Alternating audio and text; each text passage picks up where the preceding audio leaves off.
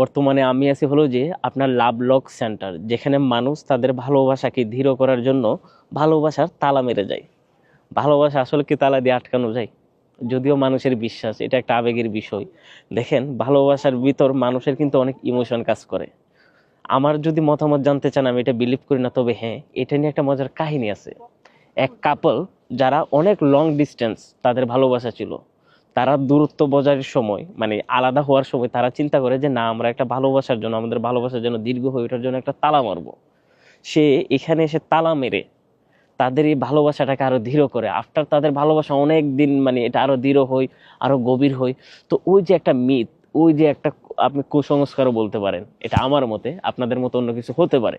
যাই হোক, এটা একটা আবেগের বিষয়। ওইখান থেকে যে প্রচলন হলো, এরপর থেকে যত মানে লোকজন আসে, মানে তারাই এখানে এসে ভালোবাসার তালা মেরে দেয় তাদের গার্লফ্রেন্ডের নাম দিয়ে।